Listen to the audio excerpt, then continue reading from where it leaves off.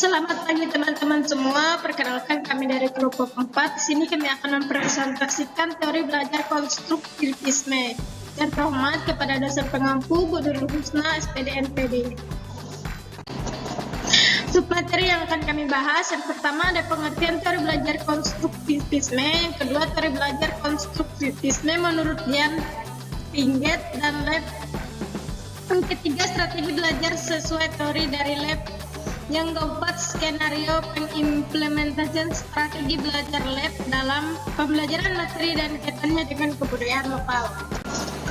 Yang pertama kita akan membahas pengertian teori belajar konstruktivisme.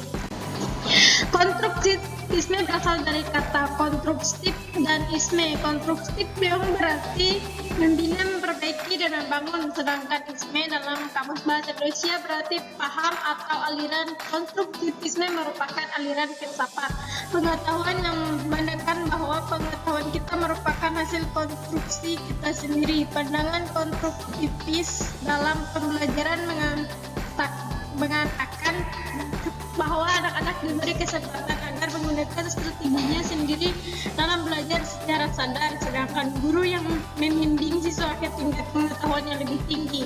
Konstruktivisme adalah teori tentang bagaimana pelajar membangun pengetahuan dari pengalaman yang unik untuk setiap individu.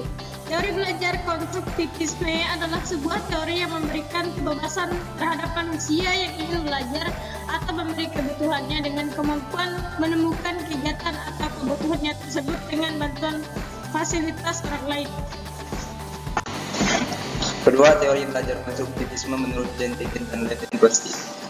Pertama, Jean Piaget dikenal sebagai konstruktivis pertama, menegaskan bahwa penekanan teori konstruktivisme pada proses untuk menemukan teori pengetahuan yang dibangun dari realitas lapangan.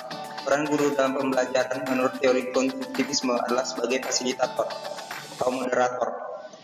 Teori belajar konstruktivisme disimbangkan oleh Jean Piaget yang merupakan tokoh sebagai pelopor konstruktivisme yang mengatakan bahwa pengetahuan dibangun dalam pikiran anak. Peserta didik diberi kesempatan melakukan eksperimen dengan objek fisik yang ditunjang oleh interaksi dengan teman sebaya dan dibantu oleh pertanyaan pendidikan dari guru. Guru hendaknya memberikan rangsangan pada siswa. Proses mengkonstruksi dijelaskan Jean Piaget yaitu skemata, yaitu sekumpulan konsep yang digunakan ketika berinteraksi dengan lingkungan. Kemudian asimilasi, yaitu proses kognitif di mana seorang mengintegrasikan persepsi, konsep, atau pengalaman baru dalam skema atau pola yang sudah ada dalam pikirannya atau pemaduan data baru.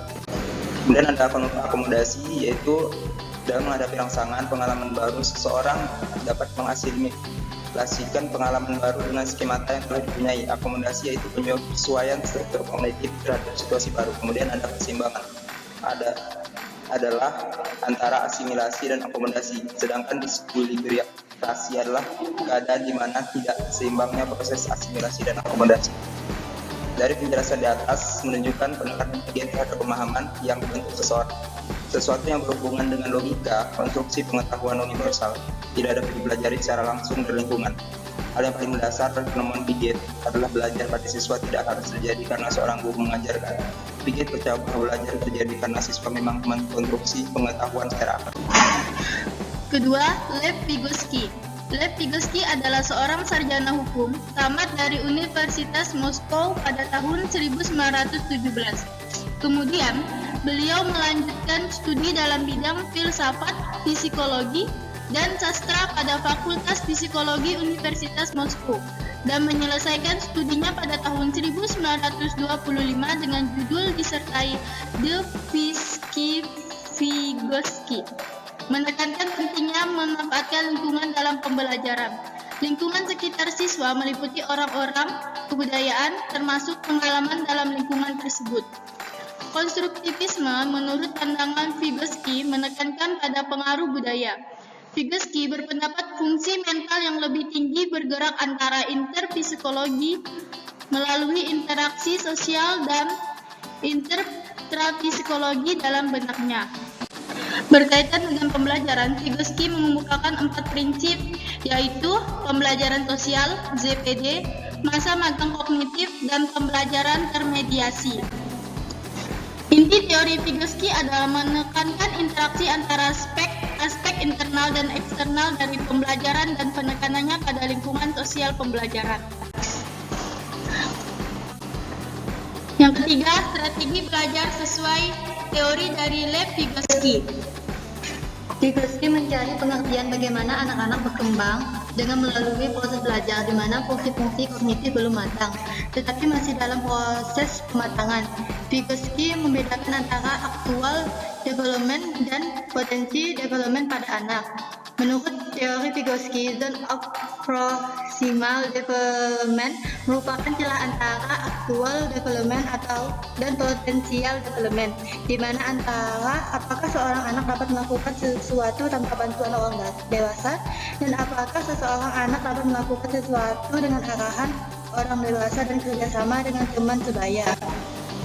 Teori Vygotsky yang lain adalah scaffolding. Scaffolding merupakan suatu istilah pada proses yang digunakan orang dewasa untuk menuntun anak-anak melalui zone of proximal development-nya. Penerapan teori belajar Vygotsky dalam interaksi belajar mengajar salah satu contohnya yaitu sebagai berikut. 1. Peer tutoring, tutor sebaya. Peer tutoring atau dalam bahasa Indonesia lebih dikenal dengan istilah tutor sebaya. Ada beberapa ahli yang meneliti masalah ini, diantaranya adalah Edward dan David.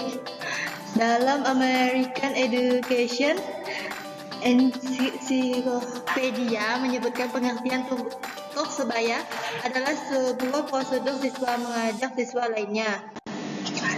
Berkaitan dengan pembelajaran, Vygotsky mengemukakan 4 prinsip seperti yang dikutip oleh Slavin, yaitu 1. Menyampaikan tujuan dan motivasi siswa, 2. Menyajikan informasi, 3. Menegosiasikan siswa ke dalam kelompok, 4. Membimbing kelompok bekerja dan belajar, 5. Evaluasi, 6. Memberikan penghargaan. 4. Skenario pengimplementasi teori Lev Vygotsky dalam pembelajaran materi dan kaitannya dengan kebudayaan lokal. Di dalam pelajaran matematika, guru menjelaskan materi tentang bangun ruang. Di penjelasan, guru juga mengaitkannya dengan budaya-budaya yang ada di Indonesia. Seperti lampion dikaitkannya dengan bangun ruang, yaitu bola. Setelah itu, bu guru membagi para siswa per kelompok untuk mendiskusikan tentang budaya-budaya apa saja yang akan dikaitkan dengan materi bangun ruang yang sudah bu guru jelaskan di depan tadi. Setelah selesai, setiap kelompok disuruh untuk menjelaskan hasil diskusi kelompok tersebut. Saat diskusi dimulai, bu guru juga membantu para siswa untuk memberikan sedikit gambaran supaya para siswa tidak melenceng dengan materi yang ada, tapi bu guru tidak membantu siswa secara detail karena bu guru juga ingin melihat hasil pemahaman materi yang telah disampaikannya dan bagaimana kerjasama para siswanya itu. Setelah waktu diskusi selesai, para siswa menampilkan hasil diskusinya di depan kelas. Bu guru juga mengoreksi secara langsung apabila ada siswa yang salah dalam mengaitkan materi yang ada. Setelah diskusi berakhir, bu guru juga memberikan kesimpulan pelajaran yang telah diajarkan hari ini dan memberikan penghargaan kepada kelompok yang paling banyak mengaitkan materi dengan benar berupa nilai tambahan. Terima kasih, sekian dari kami. Siang-siang minum es alpukat, habis itu pergi ke suatu tempat. Sekian presentasi kelompok 4, semoga bisa bermanfaat.